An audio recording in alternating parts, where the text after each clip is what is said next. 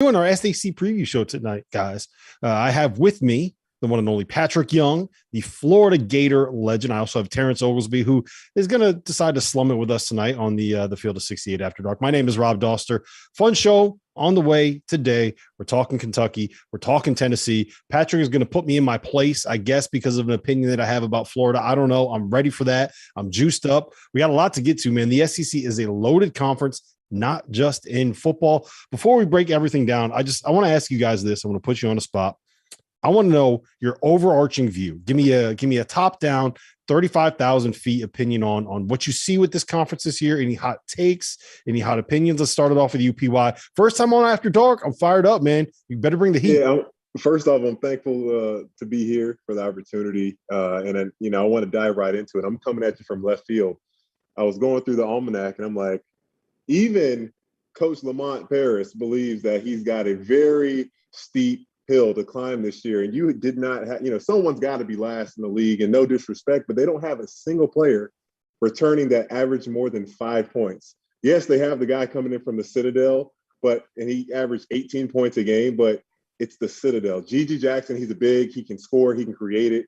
Watch a little bit of his highlights. And I'm just like, Rob, look, I love Lamont. It took him a while to create what he did in Chattanooga, but this is going it possibly be a year that they go over in the SEC. I'm not going to lie to you. Coming out swinging, man. Swinging. We have a Clemson grad on this show, so I promise you that there's no one on this broadcast right now is necessarily going to hate that take. Are we, T.O.? No, I don't hate it. Especially, Gigi's good, but I think he's a piece, right? I think he's a piece. The overarching theme, I think, for the SEC is, man, is it athletic? Yeah. I think it's far and away the most athletic conference in the country. And I think one of the storylines for this league coming in, the SEC has now become the stomping grounds for the freshmen. And it used to be the ACC. It used to be some Big 12 action going to Texas and going to Kansas. Now it's the SEC because, what was it, 7 or 8 years ago, Pat? The SEC decided, hey, we're going to start pouring money into basketball now. Finally, we're gonna make that a big time emphasis. So now you look at some of where the investments have been made. Tennessee hires Rick Barnes. Arkansas goes to Musselman. Like there's money being thrown around in order to get coaches in place, in order to pay for facilities. And now the freshmen, you're starting to see the direct result of those things with getting all these highly touted freshmen. And man, is it athletic? It's young, so it might take a little time to get going, but far and away the most athletic league in the country. And one of the youngest leagues in the country from a talent perspective. If you look team by team, a lot of those top 25, top 30 kids are going to the SEC. Yeah, some of those young players, those young guys, we're going to get into that. I think Arkansas specifically is probably a team that's going to have a lot of that going on. I think Kentucky is a team that we usually have that conversation about, right? But to me, this year, they are about as old as it gets in college basketball, not just because they have the big fella Oscar Tshiebwe coming back. T.O., I'm going to you first on this one. All right, Kentucky. They got to be the favorite to win the SEC, right? Are they a favorite to win a national title? Just how good do you see this team being? For the record, Oscar Tshiebwe, the first reigning player of the year to come back since Tyler Hansbrough 2008-2009 season. Yeah, I played against that Tyler Hansbrough. He was pretty good. And that team was really tough to stop, not just because of him, but because of Wayne Ellington, Tide, all those guys. I digress. I moved back to Kentucky. Now you look at Oscar Tshiebwe. He is a manimal on the boards, almost as good a rebounder as Patric. Like that's high praise. So let's talk about that real quick. Almost as good a rebounder as him. But you also bring back Severe Wheeler, who led the SEC in assists and was top 5 in the nation, getting the ball around. Does he have limitations? Sure. He's 5'7" and can't throw it in the ocean. At least he couldn't last year. He might be able to do it this year. But I look at this squad going forward. They add that freshman class that Calipari has done so well with. He's always getting these 5-star guys. He's bringing them in, but now you're mixing in some older vets. CJ Frederick's going to be a big piece. You're going to add some more floor spacing. It's going to be good for somebody like Severe. And then you also get Antonio Reeves, who was a big-time scorer at Illinois State. He's going to be able to operate in more space. He's a really good passer. He finds ways to finish, but last year it was a little bit too congested. And I felt like him and Ty Washington kind of both needed the ball to be effective. Ty did well. I get that, but he was at his best as a pick and roll ball handler. This season, the additions of CJ Frederick is going to make Oscar that much better. Antonio Reeves is going to make Oscar that much better. And I think the biggest beneficiary is going to be Severe Wheeler. I don't see why they're not the favorites, but in my opinion, guys, there's 3 teams at the top. And one of those 3 teams is younger than everybody else. So you're going to see their best ball later. But I feel like we're in an upside down universe. You look at Kentucky, you look at Tennessee, those are like the oldest teams in the league. Like, you couldn't have told me that 5 years ago, Pat. Well, I certainly have to agree with you coming into this next season. Yes, it's an older Kentucky team. Last year's Kentucky team was the oldest Coach Cal ever had in his tenure at Kentucky, coming off their 9-16 season. It's still so strange to think about that. We're looking at a team that for Coach Cal has been 7 years since his last Final Four appearance, and we know it's hard to make it that far anyway. But obviously, we're all going to look on paper and say, yeah, Kentucky can make the Final Four. I had high expectations last year of a high number of teams in the SEC making it to the Elite Eight, and Kentucky making it to the Final Four last year with one of the best teams that I had seen them play with. But as we know, when tournament time comes, anything can happen. But you're looking at a Kentucky team that is returning. I think, if I read this correctly, 20 made threes from every returner last year. So being able to knock down the three-point ball is going to help them obviously spread the floor. I really like that Cason Wallace can play off the ball. He does a great job coming off screens, even on the ball. He has an awesome floater and pull-up jump shot going to his right. The fact that this is a team that shoots so many two-point shots, obviously that is a key for Oscar Tshiebwe to just clean up a lot of boards. But the dark horse for this team, obviously, Xavier Wheeler I wish I had a point guard like that when I was playing. That was just looking to feed me the ball every time. But Jacob Toppin, I think he's going to make a huge jump this year and be a dark horse X factor for this Kentucky team. But, the report came out recently. Coach Cal is saying, hey, it's going to take some time for this team to mesh. Let's just enjoy the ride. Winning takes a full commitment of everybody, and for it to, if they can stay healthy, if everyone can stay healthy. Obviously, if Oscar is not on the floor for foul trouble or whatever reason, the dynamic of this team changes. But, I mean, no one, when Oscar was on the floor last year, no one could stop him, and I can't see anyone stopping him this year either.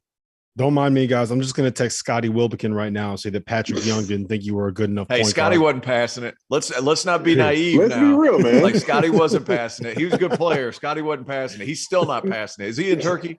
He's got to be in Turkey somewhere. Yeah, he's in not Turkey passing now. it now either. Yeah, he's in Fenerbahce. Yeah, he's killing it out there.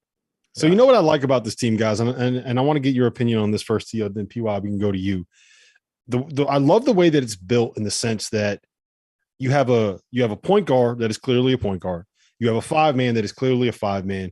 And then it seems like Coach Cal is kind of leaning into this idea of getting multiple different wings out there, guys that are switchable, guys that can be 4s, can also be 2s, can also space the floor. One of the knocks I think that I've had on him is he kind of plays like this old school style where he tends to lean into having a couple big men on the floor. And it feels like this is a little bit of a more modern team. I mean, you look at Chris Livingston, you look at Jacob Toppin, even Cason Wallace. Like, I know he's a guard, but like that dude's tough. That dude's going to get out there and defend. So it feels like, Theo, this is a team that's built more in a modern sense, if that makes sense. Yeah, it absolutely makes sense. But you even look at those forwards that you referenced, Jacob Toppin, if he can take a step, I mean, that would be huge. I'm a big fan of Damian Collins. Like, I think he is going to take a step this year. Super athletic. I think he weighed like $165 at 6'10" last year. Like, it was an issue. I hope he gained some weight. Please gain some weight. Yeah, I wish I had that problem. It was an issue like last year. But if he made strides in that area, like, he could be a really good player. And then Chris Livingston, guys, like, he was a big time shooter at Oak Hill. Now, that wasn't necessarily his MO when he was playing AAU. Of course, he was playing on this We All Can Go team that didn't really care about winning all that much. That being said, he was a good shooter at Oak Hill. The funny thing about the dribble drive offense, and I humble brag here, I went to Serbia to watch a coaching clinic where Calipari was at. And a lot of those things that— You know how many times I've heard this story, PY? Which one? It's the first I don't tell you everything. Me. First time for me. Hey, look, I don't tell you everything, Rob. I don't tell you everything. But if you look at what they're trying to do, really what makes the most sense is having a four-man that can put it on the floor a little bit. And him kind of getting to that idea with Livingston, he can do it. He's a big body guy, 6'7", 6'8", but he's got really broad shoulders, so he's going to be able to play some four for you. Damian Collins has that ability. Jacob Toppin has shown that when he's playing well, he has that ability. So there should be more room on the floor with guys that can put it on and attack a closeout, because that's all they're trying to do anyway. Him adapting to those things and having some four men who can step out and obviously use the dribble to get to the paint, I think is huge as well. Patrick, I want to hit you with this actually. So you've experienced both being the 5-star, highly touted McDonald's All-American coming in. You were also the guy that was the senior on a team that won a lot of basketball games. I think you were 36 and 3 your senior year, something like that, made it to a Final Four. So what kind of, with Kason coming in and with Livingston coming in, you have two guys that are going to have a certain level of expectation when it comes to shots, minutes, touches, points they should get. But on this team, they're very much going to be asked to maybe say just playing a role is too strong, but they're not coming in to be the guy, because they're joining a team that has the guy in all of college basketball, and Big Sheep, who, by the way, we're going to get to in an interview with Jeff Goodman here in about 3 minutes. Yeah, no, it's very interesting. Coming in, I think with any instance for a freshman coming in, there is a bit of a wow factor, because this is the first time you're going to experience some real scouting where teams are taking away your weaknesses, those things that are going to be exposed, playing against physical bodies that know the game and know the ins and outs of what to take away from you, how to create advantages and disadvantages. But, I think Coach Cal has done such a fantastic job of just ingraining this mindset of team and winning, because when the team does well, everyone is doing well. I don't think Coach Cal, probably the only time he's had to deal with selfish guys was that 9 and 16 year where you could kind of see that guys just weren't bought in to the system. But I think obviously but you look at Oscar, you look at Xavier, you look at Jacob, and they're just such guys to like. You listen to them in an interview, you're like, man, who doesn't want to be a good teammate to this guy? Because, one, they're working their butts off. They want to win, and they're doing all the right things. And it just would be hard for me unless somebody is just so caught. But, I don't think Coach Cal is bringing in after that 9 and 16 nightmare that I'm not going to stop repeating, because obviously for whatever reason, just having guys that are bought into the system, that can come and figure that out right away with the madness of the transfer portal. But it's going to take time for these freshmen. But I love Cason Wallace. He's so aggressive, especially on the defense travels.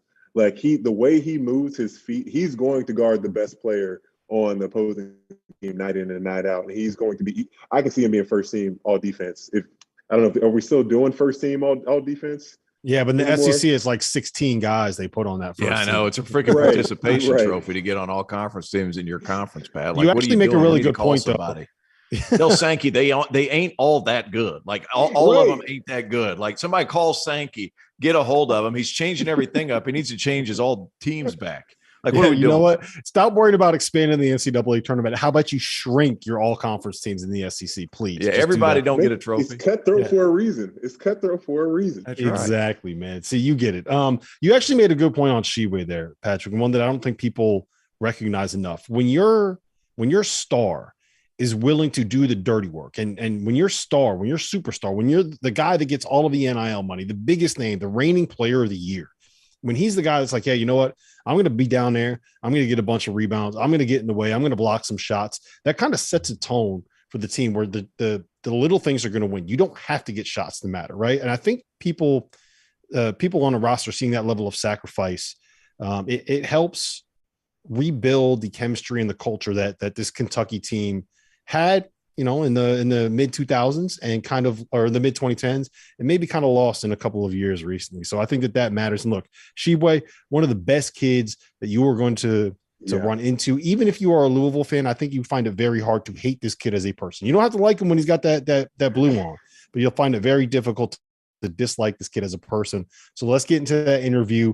Jeff Goodman, Oscar Tshiebwe. Let's drop it now. All right, now pleased to be joined by none other than Oscar Tshiebwe, the National Player of the Year in every category, and the guy I fell in love with. I will tell you that last year when I came out to Lexington, Oscar, and talked to you and spent some time with you, I really did fall in love with you because you didn't stop smiling. That was the big thing for me is you never stop smiling. And it's an awesome trait. But I know you had a recent knee procedure. How you feeling after that, first of all? I feel good. There was nothing really needed. I could play with it as I needed to. The coach, you say, because there was something they got just clean out. It was just clean out because it was losing body up there. Coach, you say, just let it clean up, Oscar. We don't need you to go in pain and swelling. But I'm good. I told Coach, I don't even feel that much pain. So let me just keep him pushing. The only thing he pushed us to go get that knee procedure was swelling. Because Coach did not want me to be pushing with swelling. But I'm feeling great. I'm out of practice. He probably just wanted you to take some days off from practice. Probably the only way he could do it. Because in practice, I was killing everybody. Nobody could not stop me in practice. So maybe you remember last year. Hey, do you remember last year? I think I asked you that, and you said nobody else gets any rebounds in practice. Absolutely, absolutely. So you led the country in rebounding, which you told me you were going to do last year, and I wasn't sure. I kind of walked away saying maybe, but let's see. You did it. You didn't just lead the country in rebounds. You also averaged 17.5 points a game. You won every single National Player of the Year award. So the big question that everybody's asked you is, why are you back in college? Why are you back? That is a good question. So I'm the type of person I don't really do what I think is good for me. I always ask God instruction, and I always listen to many people advice, and I bring all those advice to God to see what God is saying. I went up in mountains. There's one mountains up in Kentucky. So before I make my decision, I went to spend the time fasting and pray. Like I wanted to hear from God. One thing God told me, I'm not done with you in college basketball because you want me to be like, not just to be the head of college basketball, but to inspire many people to get to know who God is and to know that with God, you can do more than even you can imagine. Like I came to Kentucky and never had a dream to become a national player of the year, but I had a dream to become a national leading rebounder, and I did.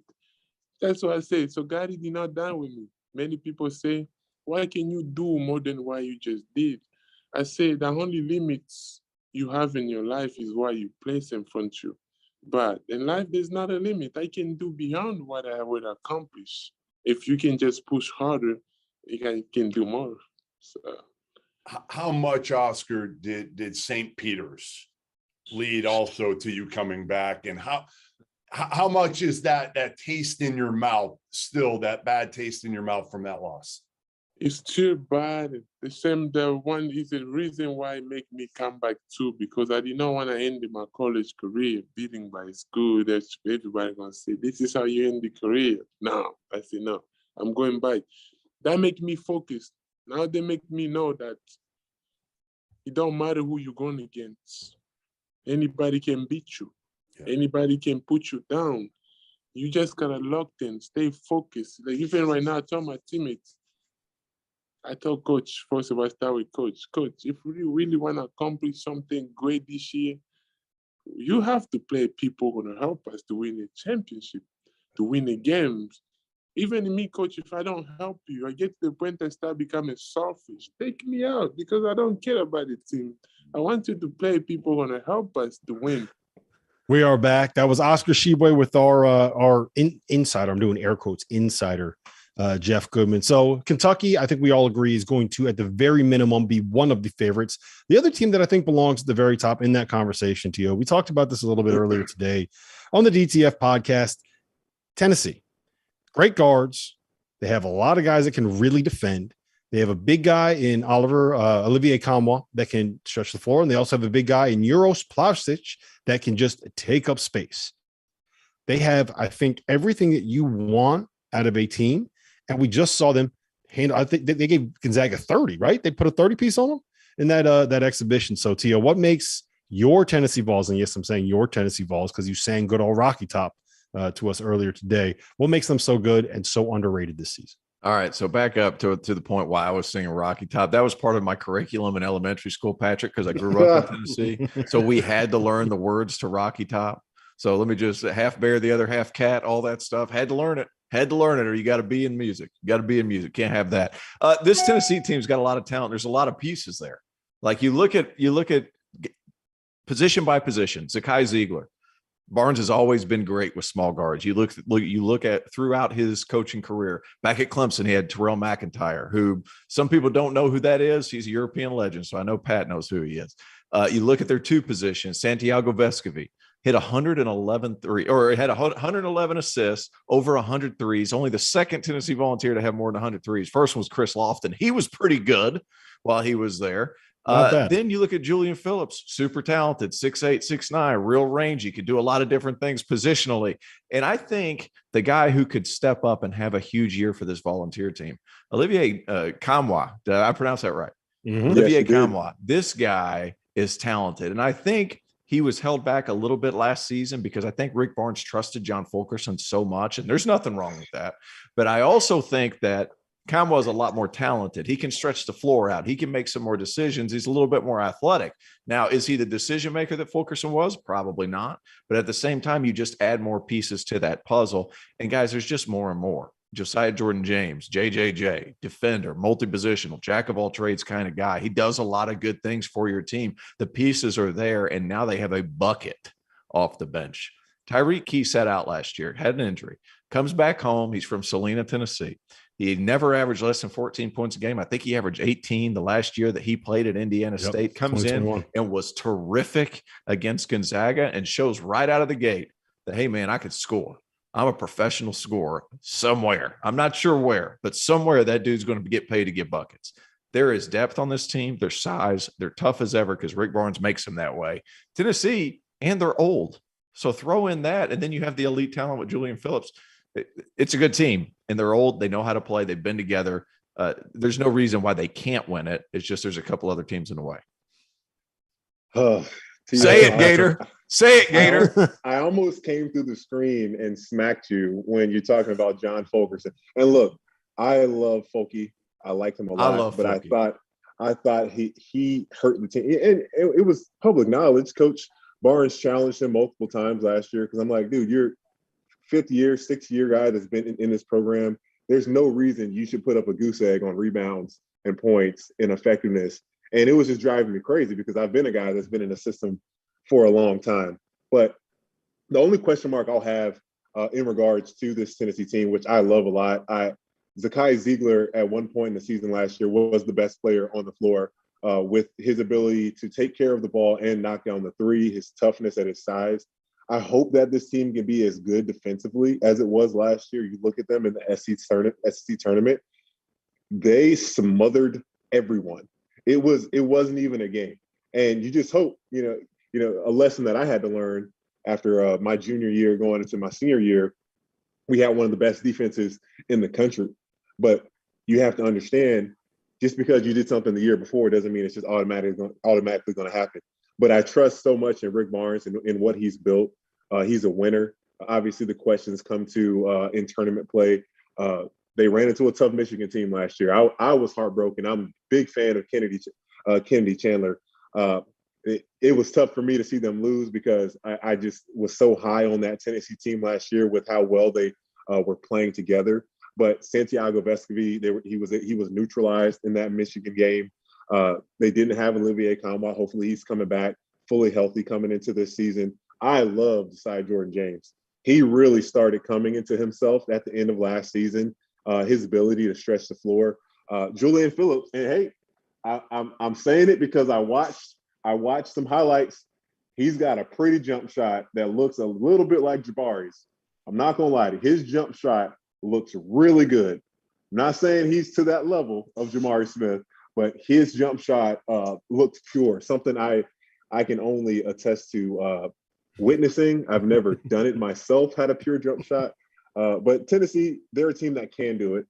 And I think it's going to come from their defense. They're going to shoot a lot of threes, hoping that Plavsic makes a jump. I like him a lot, the big tough guy. But yeah, this is another really good Rick Barnes Tennessee squad. I don't know if they have enough to be Kentucky on the road or neutral site, but the way that they handed that big fat L to them at home last year, sheesh. Are you guys worried about them on the offensive end? Because if there's one thing, if you kind of look through the starting lineup that they have, I don't know if I fully trust Zakai as a scorer. I don't know if I'm on the bandwagon of saying that JJJ is what you need out of an offensive weapon at this point. Julian's a freshman. Freshman stepping into the SEC is never going to be an easy thing to do. I think Tyreek coming off the bench, Tyreek Key coming off the bench is the kind of offense that you need. And the idea of this team kind of going 5 out and spacing the floor is appealing to me, but I can see a world where they struggle to get buckets. Are either of you guys worried about that this season? Oh, they've gone cold. They went cold a few times last year. It's going to happen. It's going to happen to every team. That's just how seasons go. You're going to have a few games, but overall, I think the energy that they bring on the defensive end, especially with the veteran leadership that you have of Santiago Vescovi and JoJo James, I don't think it's going to be difficult for this team to stay in the high 60s, 70s throughout the season. They shouldn't have too many issues scoring the ball. I like the fact that Julian Phillips is a guy that comes off screens. It can be that kind of guy at 6'8", but even if they their offense doesn't travel, their defense certainly does. With how they turned it up last year, that second half of the season, if they could have had it at the beginning of the year, I think they could have won the whole thing, the SEC at least. T.O.'s been hyping up Julian Phillips so much. I coached him, and I know what all he could do. Like when you're playing a video game and you're like, I don't know how in the world I made that shot. It just happened. Yes. That's how Julian Phillips finishes around the rim. It's like, I don't know how I did it. I don't know that I could practice it or ever do it again, but I just find ways to do it. Like, he's unreal when it comes to some of those things. Keep in mind, too, this Tennessee team shot 36.8% from three last year. And that included that atrocious game at Madison Square Garden that we all got to witness. For 40 or something like that? I can't remember what. Who they don't need to talk about that, man. I get PTSD just thinking about it. Who was it? Texas Tech and Tennessee. It was 39-39 at the end of regulation. Brutal game. That all being said, shot making is contagious. And the fact that Tyreek Key is going to come off the bench and he could kind of be that spark plug that when things aren't going so well, he can produce a shot, right? And I'm sitting here looking at this Tennessee team and their depth. Zakai Ziegler's Vescovi start at the 1 and 2. Zakai comes off the floor, slide Vescovi to the 1, then you got Tyreek Key. At the 4 and the 5 position, you have Uros Plavsic and you have Jonas Adu coming up, who, by the way, Adu is really talented. He doesn't play hard all the time. It's been an issue for Barnes, but he comes right in against Gonzaga, hits a trail 3, and he's capable of that too. Like, these guys have a lot of bodies. They're tough, they're physical. And Jemima Shack, he showed a few things against Gonzaga as well. Just kind of an extra guy that can guard and throw a different wrinkle at you. Yep. I love that they're deep, they're good, and then they can throw lineup versatility at you as well. I think that's a big piece. All right, I'm gonna pause it there because we do have a bold prediction section later on, and I think that Tennessee is going to be involved in some of those bold predictions. All right, real quick, couple programming notes. If you still have not bought the Almanac, you can get it for $19.99. There is a link in the description below, both the YouTube channel and on the podcast feeds. You can find it there. You can also subscribe to the Daily, the Field of 68 Daily. It is our newsletter. It comes out, as you might have guessed, daily every morning, 8:30 a.m. So you can read and catch up on all of the happenings in college basketball as you are drinking your morning coffee. Again, that link is in the description below. All right. For my money, Tennessee and Kentucky are kind of in a top tier. You can put them whatever order you want. I would probably have Kentucky above Tennessee slightly, but I think that they are the top tier. To me, the next tier is Arkansas, Alabama, and I think you might be able to squeeze Auburn up into there. We can kind of have a conversation about that. So I want to know, out of that trio, those three teams, Patrick, I'll go to you first on this one. Who do you trust the most of those three teams? Well, I was thinking about this. And the reason I chose this team is because I'm looking at the coach. I'm looking at Eric Musselman over at Arkansas, and I think about this. The team last year lost to Hofstra, started out 0-3 in the SEC. Just didn't look like it was going to be something. Then they go on to win 9 straight. Should have been 10 straight. They were playing Alabama, and they just couldn't make a shot. JD Notes, they got in foul trouble. I love this group of freshmen coming in. this group, the 5-star freshmen, looking at Nick Smith, Anthony Black, and Jordan Walsh. And I think Jordan Walsh he's not getting spoken about as much. He's a dog. I mean, the kid, he's 6'7" with a 7'3" wingspan.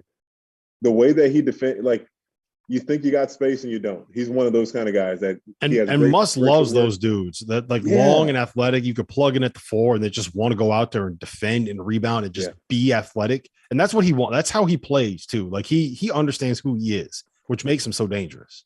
I love just the way that he gets to the rim, really long steps. But Nick Smith, as we know, there's not a bad word people are saying about him. I guess the only question is how well is he going to finish at the rim, adjusting to SEC play with larger bigs protecting the rim, but he's got it on all 3 levels. I like that he, looking at JD Note that they had last year, a little ball heavy, needed to have the ball in his hands a lot.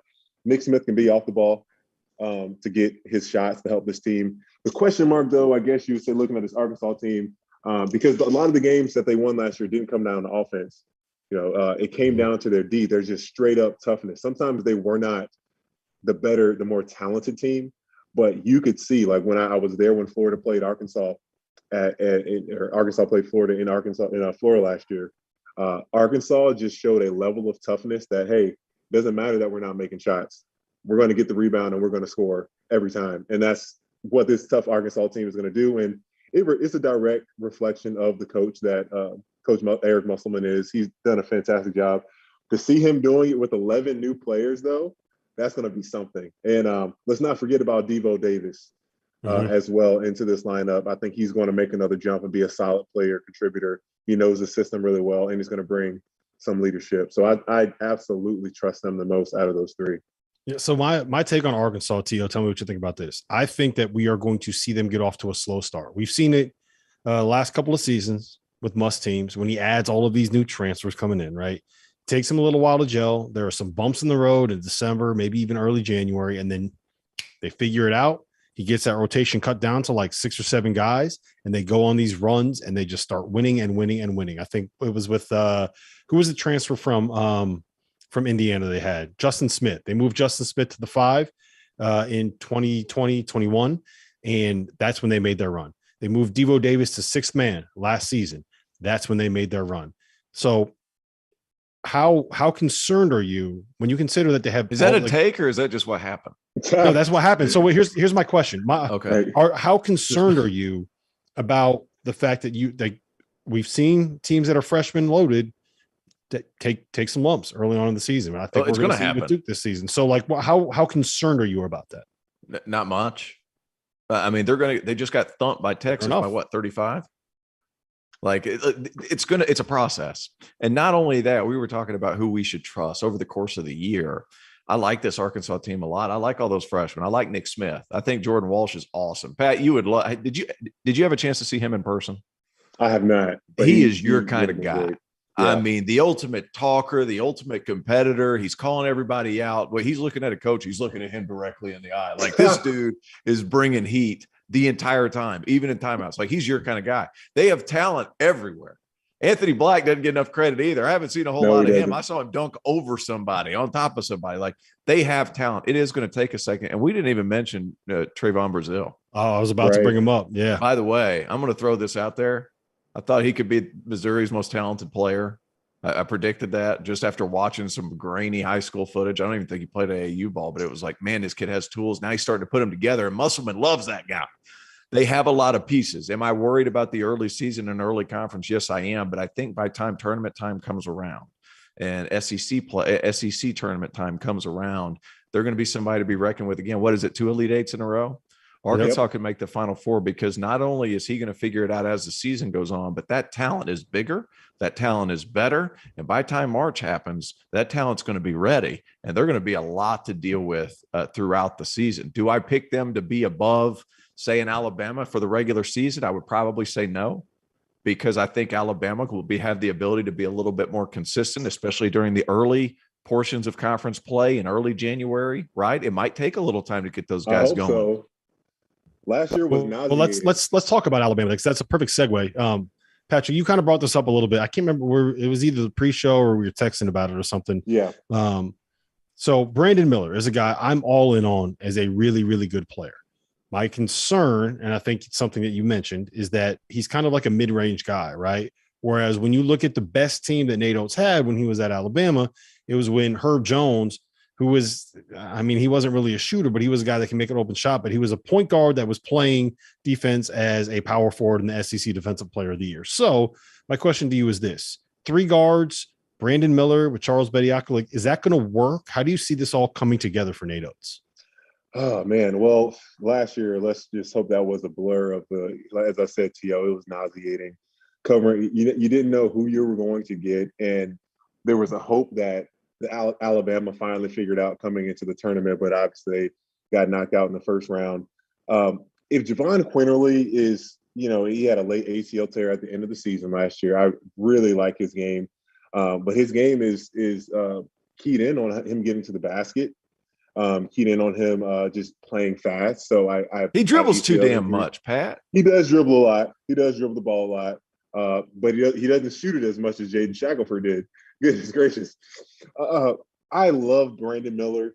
I saw him. I think he's an NBA player right now, with his ability to create space and get to his shot and his craftiness. I was blown away with how easy the game seemed to come to him. I just wonder, with this offensive style that Nate Oates has, if his style of play is a little too slow. The ball's not moving. If it gets to Brandon Miller's hand, will he be able to show off what he can do? He's not super consistent from 3, but a guy that can shoot the ball as well as from the 2-point line. Why can't he do it from the 3-point line? Is this the formula? It's a team that plays so fast. If they can take care of the ball, and I really like Mark Sears with his Alabama team coming from the MAC from Ohio. I agree. I really like his game. I watched some of his highlights. He can shoot it, man. That's the big thing. Like that's the big thing with him. That's the big thing with the Alabama offense. Their best teams have been able to shoot the ball because they're volume shooting team. They're going to put up 43s. So are they going to be able to knock down 43s, or not knock down 43s, but shoot a good percentage and take care of the ball? Turnovers killed this Alabama team last year. So I'm really thinking Charles Bediako is going to make a jump. He's a finisher around the basket, so he doesn't need the ball in his hands in the way that a lot of bigs do nowadays, the year of the big, as you stated in the almanac. But I do like this Bama team. There's just a lot of question marks, as you'll see. Each coach is going to need some time to figure out what works best with them. I just hope, those mid-season adjustments are going to be vital versus trying to stick guys into your system that aren't built for it to make it work to win games. T.O.? Yeah, there's a lot of pieces there. The thing with Alabama and what Nate Oates does so well is finds ways to get guys in the paint off the dribble and with speed. And if you look back to what Herb Jones was doing, the reason they let him run the point is because he was attacking a 4-man, because everybody figured, well, I got to match up with who's there. So what does that do? That takes the ball out of Quinterly's hands, make him attack closeouts. It gives him a little bit more space to operate. I like this team a lot for that reason, because I think they're going to find ways to get into the paint. And I like Mark Sears alongside Jaden Bradley. Jaden Bradley can play, but he gives you that senior veteran presence, even though he's taking a step up. I feel like Nate's always played two smaller guards. And then look at how this talented roster is going to be able to come together. They've got other pieces. The best year that they had, part of the reason they won is because they were so good defensively. I was about to say that was going to be my next thing. Last year, Alabama's team finished 92nd overall in defense. Like, that's not good enough, because if you're playing with that many possessions, you're going to have to stop some of them too. Right. Yeah. So that makes it really difficult. I think this lineup is going to be able to swing some of those things. I'm telling you, Brandon Miller, you guys are right. He was more of a mid-range guy. I watched him play alongside Nick Smith at Peach Jam. His shot's not broken. I feel like it's going to be able to step out. He's going to be able to hit some, maybe in the mid-30s. But I think that would be good enough for this team if he can create some different things. Man, right? It's the threat. It's the fact that they make people come out to guard you. And I will say this about Brandon Miller, and then we're going to move on to Auburn. What Nate Oates told me on the record for the Almanac, he said, when your best player isn't begging for shots, begging for minutes, or begging for anything, this is what happens, referring to Herb Jones. And he said that that Brandon Miller is all in on Alabama the same way that Herb Jones was all in on Alabama. He only cares about winning, which is a good thing. All right. I was about to say the Auburn. same thing about Tshiebwe, but I got cut off because we had to get to his thing. Like, yeah, when well, your I mean, best player is your hardest this player. This isn't a Kentucky podcast. We got to talk about the whole SEC, T.O. Yeah. I'm sorry. I would have taken an extra 30 seconds to before we get to Goodman's interview, his 37th interview of Oscar Tshiebwe. I'm glad we get that content in. Sorry, I'm just kidding. I'm just kidding. But when your best player is your hardest player, like your hardest playing player, that's good. Yes. That's good news. It sets a tone. All right. Sorry, speaking of your best player being your hardest playing player, can we talk a little bit about KD Johnson? Like, how much do you love this dude at Auburn? And can you, here's a bigger question. Can you win at the level that Auburn wants to be able to win if your backcourt is Wendell Green and KD Johnson? T.O., I know you love him. What did you call him? Nightmare fuel? KD Johnson runs on nightmare fuel. That's what he runs on. I love this guy. Hey, man, he picks up full court. He's talking to everybody. He's cussing out Bruce. And then, like, I was at Battle for Atlantis last year. He's looking over. He's cussing me out. I'm sitting on the sideline. I didn't even know what I was doing, but he was so ingrained in the game and bringing the intensity and the chaos. I love it. Here's the thing. This is where last year's Walker Kessler, Jabari Smith combination was arguably the best front court in the country. This is a watered down version this year. Janai Broom's a very good college player. He's a very good college player. He's not a Walker Kessler type defensive player. Johan Traore is he's going to be a very good freshman. He's not a Jabari Smith level player. So you're going to have these same pieces. You're still going to have this same offense, but your front court's not going to be as good. And not to say they're not good. They're going to be good, Auburn fans. So take it easy before you go crazy. I just don't think that they're going to be at that same level. And I think Jabari Smith bailed them out of a lot. Walker Kessler bailed them out defensively like crazy because KD and Wendell, they were out there gambling for steals. So what happens, they get past, and then they still got to run into Walker. Is Traore going to be that kind of defensive presence? Is Janai Broom going to be that defensive presence? That worries me a little bit. They think Broom is going to be. That's what they're kind of banking on. And I don't know if he necessarily will be, because that's a little bit of a step the defensive player of the year. Well, no one's going to be as good as Walker Kessler, right? Like, that's just, you can't compare anyone defensively to him because he was a freak. He had like 80 blocks in SEC. Yeah, he blocked everything. Like, he's just not going to be like. But they think that he will be player. Yeah, they think that he's going to be a good enough rim protector where you can kind of do the same thing. Like, you're never going to be at the same level, but you can kind of do some of the same stuff. I'm going to give you guys a name though, Chance Westry. That dude, 6'6", good player, can play make on the ball, is a shooter. Like, they're really excited about him. He's banged up. I had it written down. I don't remember what it is. Is it an ankle, a foot? I think it's a foot. But he missed some time in the preseason. So if he can get back healthy, he's going to be the guy, Patrick, that I think is an X factor. Speaking of X factors, let me give you a name. Alan Flanagan. I'm ready. I was about to go. And Alan Flanagan. Like, is he going to come back? Go ahead, Pat. Get him, Pat. Get him. I want Auburn fans to understand, yes, Alan Flanagan wasn't the same as he was making that huge jump from 3 points a game his freshman year to 16 his sophomore year. He tore his Achilles. That is sometimes a career ender. So the fact that he was out there, he a great teammate, great guy. I got a chance to know him a little bit. Know he's had some issues within it, personal issues, I would say, coming into the season that he may not be playing as much, or I don't know what the case would be. But Alan Flanagan, when he was good, oh my goodness, he was unconscious. Like borderline pro, like early second round pick.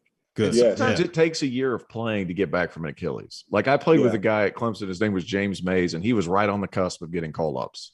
And he tore his Achilles. And that following year, like, he wasn't very good. And then he ended up getting back to form and then having a great 10-year career in Asia. Like, it just sometimes, like, that takes a while. That Achilles injury, like, it takes a year to kind of get back on track a little bit. Yeah, they need him, because if he comes back and Chance Westry is what they expect him to be, all of a sudden you can go from a team that plays two guards that are 6 foot and under to being a team that has two guys up front that are 6'10" and long, and two wings that can be 6'6" and athletic. Yeah. So that's a difference maker. All right.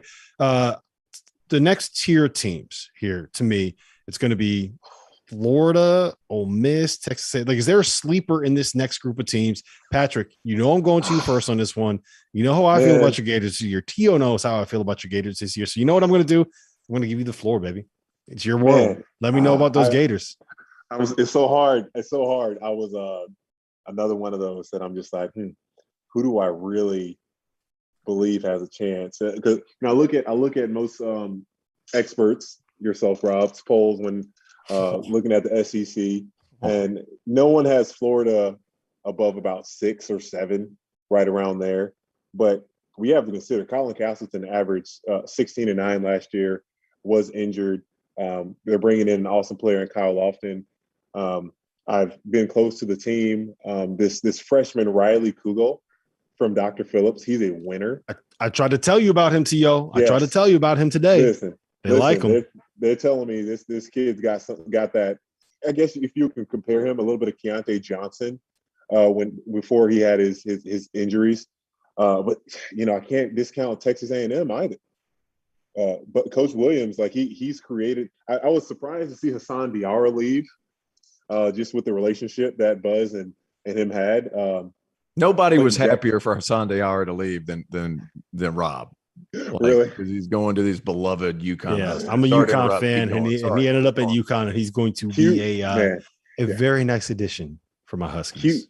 Q Jackson was a stud last year. Absolutely fun to watch. I like Tyrese Radford. I do like this Texas A&M team as well. They guarded so well last year. I know a lot of people were upset with them not making the tournament, but you start 0-8, you lose a game you should have won against Kentucky. I'm torn. I can see Texas A&M and Florida. I'm not going to give you one answer because I just don't want to do that. Me too. That's very T.O. That's very on brand for the field of 68 after dark. I think both of them can make the tournament. Can make some noise, win some games at home, win some on the road. Really interested to see Ty Golden's offense. Can't wait to hear you dive in on that, Rob. So here's my pitch on why I think Florida has very real, like, top 20 nationally, top 15 nationally potential. Great point guard, Kyle Lofton, veteran, 5th-year senior. Great center, Colin Castleton, 5th-year senior, veteran, averaged 16-9 last year, right?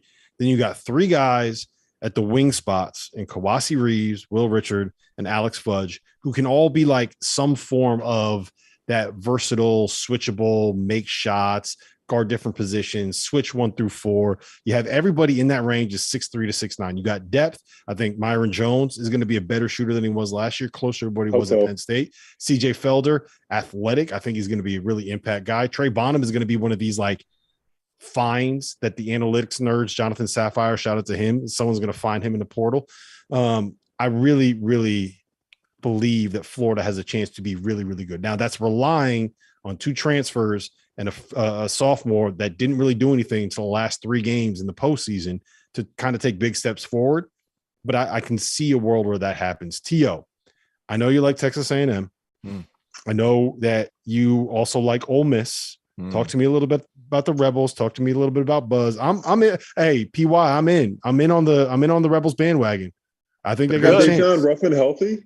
Yeah, I think they got a chance. Be good. You good to go? All right. I got Texas A&M 5th. I got them at the top of that tier over Auburn. Over Auburn. So I have. I think if you look at Buzz Williams' track record, that 4th year is when his teams take a big step. And you saw them progress to that point towards the end of last season with how they finished out the year. Wade Taylor IV is a dude, and he's always had these tough-minded point guards for his best teams. Junior Cadogan at Marquette, Justin Robertson at Virginia Tech. Tough dudes. Wade Taylor is the next tough dude. And then you have Tyrese Radford, who is probably the hardest playing guy, one of the top 5 hardest playing guys in the country. He played the 4 at Virginia Tech before he transferred. He played the 4 at 6'2", $195. He's such a Buzz Williams guy. Like exactly when you think of Buzz Williams guys, like that is him. So him, Henry Coleman, Duke transfer, has the same physique as my man PY. Like big, strong dude, covers ball screens, tough as nails. Like another guy that fits that mold. Like Andre Gordon, better when he comes off the bench, still talented, can handle it, can shoot it a little bit. The 4th year for Buzz Williams when they're all good. Quick story. While I was on staff at Clemson, we played Virginia Tech. We thumped them. Here's the thing that stood out to me when I watched a Buzz Williams coach team. We were beating them by 20. Game was almost over. They are still sprinting to spots defensively. They're down 20. There's 30 seconds to go. We're passing it back and forth across the top of the at half court, and their guys are still dead sprinting to the help line. They're getting thumped. it is still there. The culture is going to be there at College Station, and they're finally going to have something to cheer about after this god-awful football team is going to be able to get off the field. What a so joke. Go ahead and throw that on Texas A&M. Get ready for basketball season because Buzz is bringing it. After that, I like Ole Miss. Kermit Davis put together a nice little squad now, boys. He does. They're he good. does. PY, you want me to give you the pitch there, PY? Here's what it is. Give me the pitch. Deshaun Ruffin going to be back, going to be healthy. I don't know if it's going to be the first All-American season, but by the time SEC play comes around, right, he's going to be there. Matthew Morrell is going to be a stud. Like, I think he's got a chance to be one of these, like, takes a leap into borderline All-American conversation. I think there's a non-zero chance he's first team All-SEC. How many, honest question, and think about this while I kind of go through this rant. How many guards are better than him? How many off guards are better than him in the SEC right now? Because the list it's not very long. He was a little streaky. He was a little streaky, but no, when he was streaky, but what did he shoot 46% over the last X amount of games or something like that? Yeah, he was. Yeah, awesome. He was great down the stretch. Throw in a couple of these other like veteran wings they got. Ty Fagan, who's the guy you love off the bench? To blanking on. He's not off the bench. He won't be off the bench this year. But James White's a dude. Yeah. He's a dude. He got stuck behind Jarkel Joyner. Then you're going to add some length. Jarkel transfers to NC State. James White comes in 6'5", 6'6", can create off the bounce, extremely smooth. That 1-2-3 is about as good a 1-2-3 as you're going to find. And defense was a little bit of an issue, but they brought 2 players in that were defensive players of the year. That's what I was about to say. Yeah, they love Ty Fagan too. And then they have 3 guys coming in, 3 transfers. Theo Akwuba, the kid Javius McInnes coming in from where was he? Was he at Southern? And then Jackson State. Jackson State. Yeah. So they have guys coming in. Josh Mbala at Buffalo. They have guys coming in that were former defensive players of the year in their conference that all play that 5 spot. And what Kermit told me when I was writing the almanac was like, this is going to be the first time that we really have a good team that can block shots and that can rebound. That's kind of what their hole was last season. So give me all those really good guards. Give me all these big guys. I trust Kermit Davis to figure it out. And I think last year had more to do with the fact that they were just so banged up and so injured throughout the season. Yeah, it's all in this year. X factor, PY, Jamin Brakefield. He's got to be like a guy that can make 38% and score. I think expectations for him were a little too high transferring from Duke to Ole Miss. He's a Duke guy. Huh? He's a Duke guy. Well, he's a glue guy. Change Duke to glue, and you got Jamin Brakefield. Like, he's a good player, but is he going to be your best player? On that team, he's not.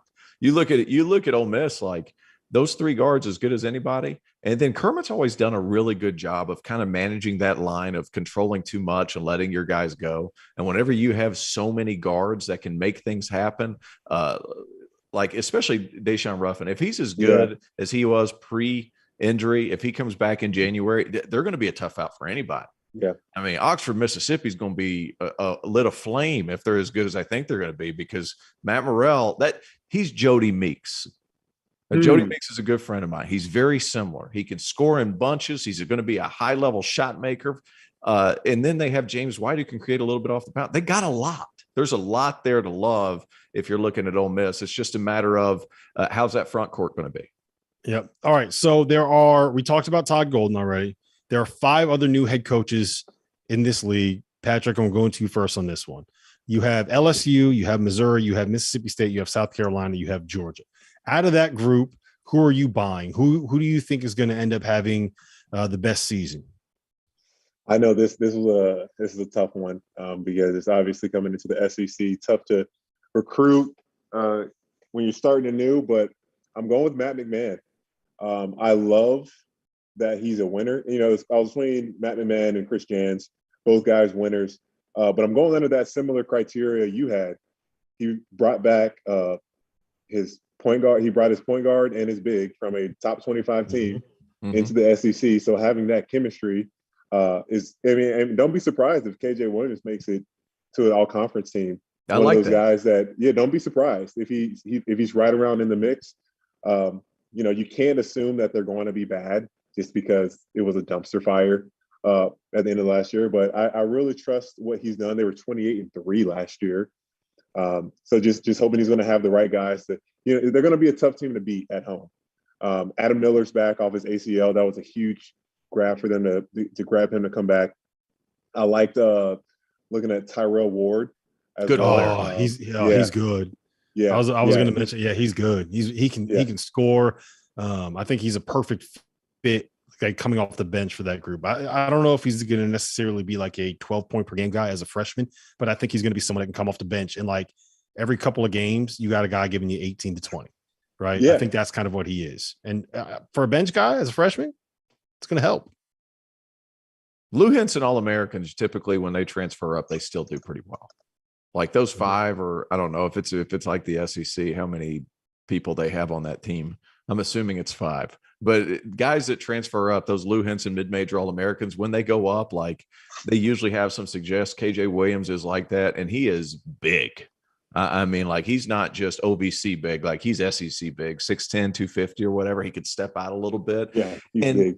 And you see, I think you guys will attest to this. You see, like these coaches, they bring 2 pieces with them, right? Like we're going to move on and talk about Chris Jans. He did the same thing, brought a culture piece with him. McMahon, who grew up, by the way, 15 minutes outside of Knoxville. So I don't know if people know that or not. Grew up 15 minutes outside of Knoxville. You're not supposed to tell people that, man. Yeah, I know. I probably messed up his whole situation, but I like those pieces. Cam Hayes, I think, was a good addition from NC State. He could never really get going, but he's another good body that can play. Derek Fountain never got off the bench last year at Mississippi State. Kid's talented. Let's talk Mississippi State. Let's talk Chris Jans. I like LSU. Sorry, go ahead. No, go ahead. You just start doing this. I had a cup of coffee before we started, dude. Like I am juiced. I should never have done that. Hey, I just asked you about Chris Jans. Talk to me about Chris Jans. I love Chris Jans. I love Chris Jans. I think he's a perfect fit for what Mississippi State does. I think he's a perfect fit. He's going to bring in some guys that really play hard. Mississippi State fans in Starkville really appreciate that kind of guy. A little rugged, right? He's going to juke it up. He's going to juke it up. He's going to get some guys. Mississippi State will bring in some Wildcats now. Like they'll bring in some dudes, historically speaking. Some of my good friends, Jamont Gordon, he was one of those dudes, also a Wildcat. like some of those guys, like Mississippi State embraces those kind of guys. Like Chris Jan's going to bring those guys. He's going to get them to play hard. I think from a fit perspective, I'm not sure there was a better fit coach to university and coach to athletic department than Chris Jans was to Mississippi State. And whenever those things happen and those marriages occur, things usually go well. We'll see how it goes in year one. Obviously, it's going to take some time, but whenever you have Tolu Smith, it expedites the process because he's a beast.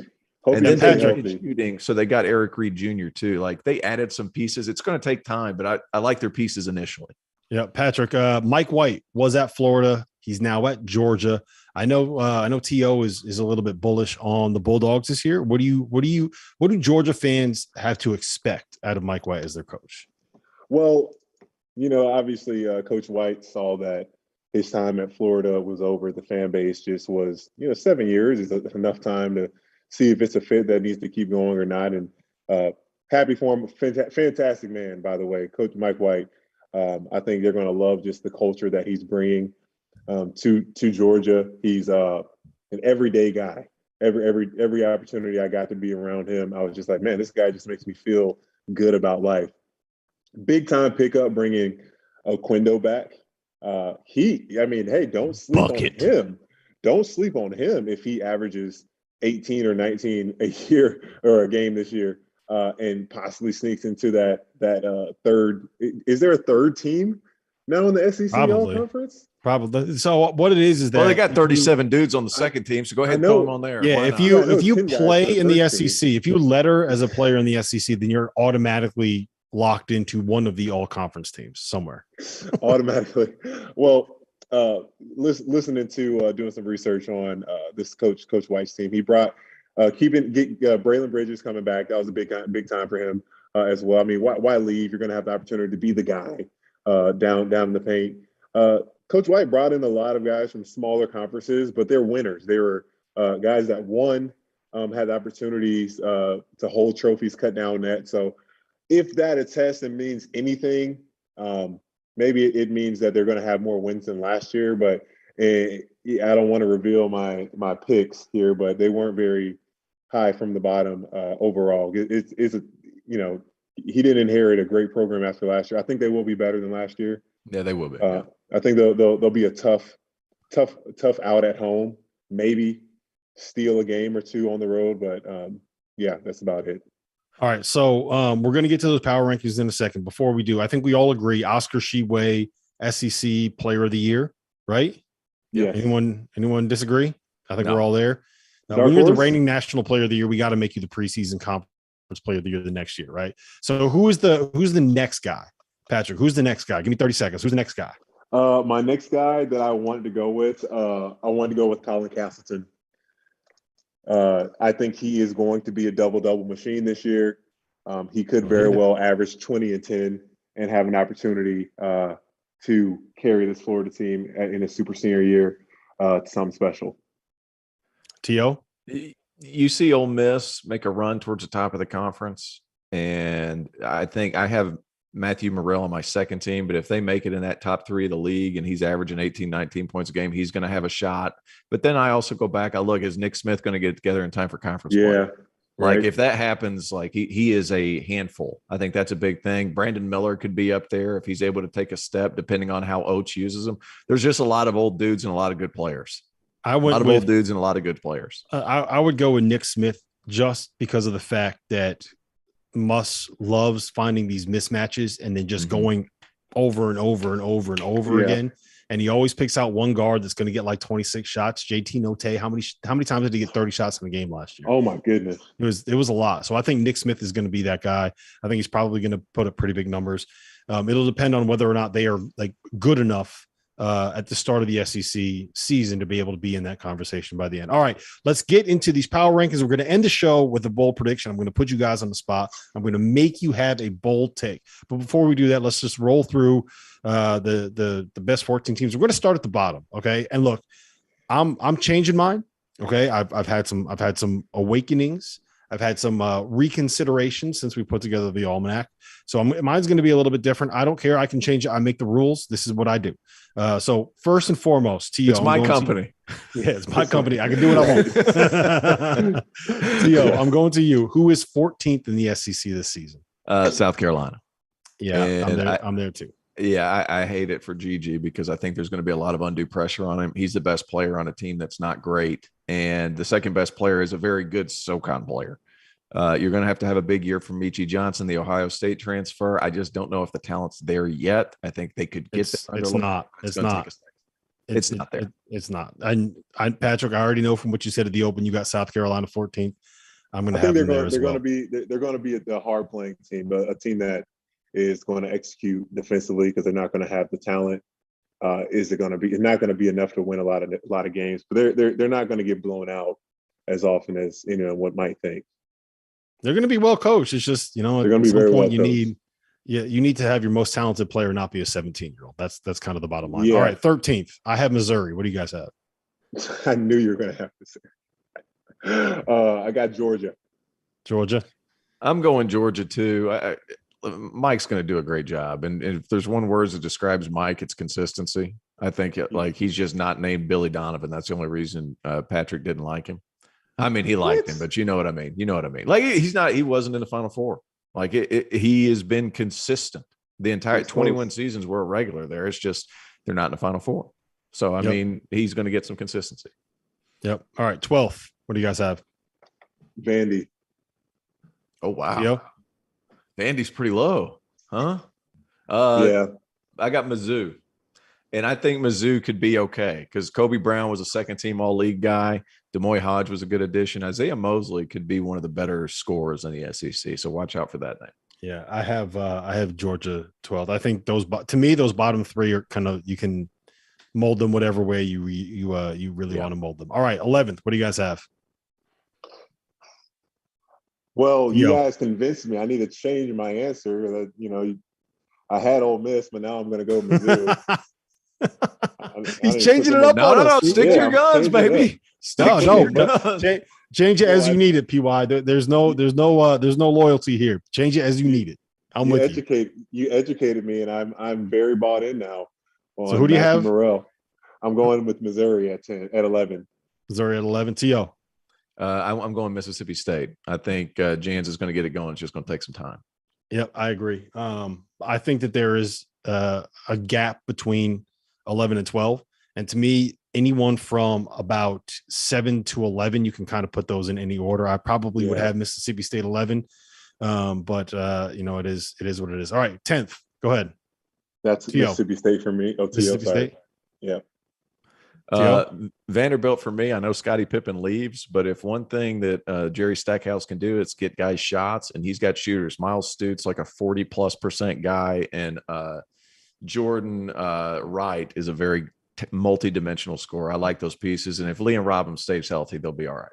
Yeah, they've also. I probably would have Vanderbilt 10th as well, but I think that they are the team that can probably make the biggest leap from the bottom of the conference. Well, you don't have a ball dominant guy. You get Yes. like Stack flourishes whenever he's getting guys open shots, and they've got shooters. Jordan Wright is a really, really good player. And they've said that Quentin Malora-Brown was their most improved player in the offseason. They love the freshman Colin Smith too, the kid coming in off the bench. They think he's going to be really, really good. So I'm buying Vanderbilt as the team that if you got to pick someone from outside the main teams to kind of make a run to the NCAA tournament, for me, it would be Vanderbilt. All right, where are we at? What, 9th? 9? Yeah. Go ahead, Pat. Going with LSU. Same. That's where I'm at. Yep. Yeah, I think LSU is going to do a lot better than a lot of people think. Win some tough games on the road. Really excited to see this Matt McMahon. He's a winner. Yeah, having a veteran point guard that knows what the coach wants always helps. Exactly. Yeah. All right, 8th. T.O. Oh, wow. Well, at least we got a chomp. Hey, are you doing right over left, or is that left over right? I can't. Who knows? I don't know the right answer, so I'm going to just say the mirror got me if it was the wrong way. Hey, look, I like Florida. Alex Fudge is a good player. It's been potential. It hasn't been production. Yeah. There's a couple other guys. Will Richards is a good player. He did it at a smaller level. We'll see how that goes. Kyle Lofton, you're really high on him, Rob. I think he's a good player. I'm not sure he's a top 5 point guard in that conference. And that is not a slight on him. That's talking about how damn good the SEC is. So I think that's important to say. I think Florida's going to be very good. I think this league gets 9 teams in. Yeah. You ready for this one, Patrick? Auburn. I got Auburn 8th. I got Auburn 8th. If you don't have those 2 elite players at the forward spot and you still have the same backcourt, I'm not ready to buy all the way in, especially when the guys that I think you can make the argument are the 2 most impactful wings that you have. We don't know if they're going to be healthy. Who do you got 8th, Patrick? 8th was Ole Miss, but I like that take there. Especially when we think about how awesome the front court was for Auburn. Walker and Jabari covered so much for those guys, the guards last year. And then when they got cold, it was just like, what happened to Auburn basketball? It took Coach Pearl telling, hey, pass the ball to Jabari for that some more consistency and for them to come away with winning the regular season last year. But please, for the love for the love of everything holy, give the ball to our top 3 pick. Just you are Wendell Green. You're not Seth Curry. They still didn't do it. Please, I'm begging you, please just give the ball to Jabari Smith. He's pretty good. I don't know if you guys haven't seen. He's pretty good. All right, Tio, what are we at? 7, 8? I had Florida 8. Florida 8. So what do you got? 7? So, LSU 9, Florida 8, Auburn 7. All the same reasons. I just Katie Johnson. I love him. How reliable is he when the game gets close? They're going to win a lot of games because they play harder than everybody. But I also think it's going to be difficult for them to win close ones. Yeah, I have Ole Miss 7th just because I love them. I think they have a high ceiling. To me, 5, 6, 7. You throw them up in a bag, you pick someone out. They're probably going to all be about 12 and 8 in the conference. It's going to depend on who has wins the most close games. But Deshaun Ruffin, not knowing 100% what his health is going to be, just ticks him down a little bit. All right, 6th. I'll go first on this one. I have Texas A&M 6th. For all the reasons that we talked about earlier. It feels like this is a Buzz Williams year to be able to make it happen. PY, who do you have? That one is Texas A&M as well for me. Same. You haven't said Florida yet, right? Rob? I have not said Florida yet. Okay. Oh, my bad. All right. He knew you were coming on the show. Yeah. All right. Yeah. Tio, what do you have? Who's 6th? 6, I got Ole Miss. I think that team's really good. They're a tournament team if they stay healthy. Yep. All right. I have 5th is where I'm plugging in the Florida Gators. I considered taking them above Alabama and above Arkansas, but I can't go all the way in until I actually get eyes on their 3 wings: Kawasi Reeves, Will Richard, Alex Fudge, Myron Jones, if he's making shots, for all the reasons I discussed earlier. But I'm high on Florida. Teams that have great point guards and great fives, to me, are kind of what you need in college basketball. So I love that we all are like kind of all in on different teams in this conference this year that are coming up from the bottom of the league and making a run. But to me, that tells you it's going to be a really, really good season of SEC basketball. I'm fired up. Yeah, it is. I'm juiced up. I haven't even had any coffee, and I feel like I just drank a cup of T.O.'s caffeine juice over there. I can't believe you had a terrible idea. I'm not going to be able to go to sleep till like 4. How'd you do that? I had Texas A&M 5. Okay. Buzz Williams gets his guys going in year 4, and they have their point guard of choice with Wade Taylor. Year 5 is a good one for Buzz. Patrick? UF, go Gators. Go Gators. See, there you go. All right. Kawasi Reeves. He's expected to be that guy, that wing player that can really he's probably right there as being their best shooter that's going to be starting for them. Kyle Lofton, they're very high on him with his presence and his attitude and what he can bring to the table right away. And Colin, if he can stay healthy, even playing with a torn rotator cuff last year, averaged 16 points. So if he can stay healthy through the whole season, I would be appalled if he doesn't have 20 and 10 throughout the year. Appalled. He's going to be appalled. Colin, I hope you hear that. Appalled. Patrick is going to be appalled if you don't average 20 and 10 next year. All right. Let's go through these top 4 quickly. We've talked about these teams pretty much at length. 4th, I got Alabama. You guys got anything different? Nope. 3rd, Arkansas. Yep. 2nd, Tennessee. Yeah. T.O., Yep. Are you going? Yep. T.O., you doing it? I really want to. Yeah, I really want to. I can't pick against Kentucky. I think revenge year for Kentucky. Yeah, Kentucky's going to have one of those, like, I don't want to say that they're going to go all the way and win the national title the way that Virginia did in 2019, but it feels like they're going to have a kind of season where they make a lot of statements. All right, we're going to end it with this. I need your bold predictions, Terrence. No, I'll go to Pat first. Pat's got his. All right, Pat, go first. Give me your bold prediction in the SEC this season. Well, T.O. kind of just said that 9 teams are going to make it, but I'm not going to go that far. I believe 7 teams are going to make it this year. It's going to, it's just a double-edged sword sometimes when you're beating yourself within the league. But how good are those quality wins are going to be? But that'll be my boldest prediction there. That there's actually going to be 7 teams in the tournament this upcoming season. I think 2 SEC teams make the Final Four. Oh, come on. That's literally what I was going to say. Bring the heat, Dauster. I was going to say not Don't one. sleep on me, son. But 2 SEC teams make the Final Four. Not 1, not 2, not 3, but 4 SEC teams make it to the Elite 8 this season. I'm all I thought you were saying Final Four. I was like, Jesus.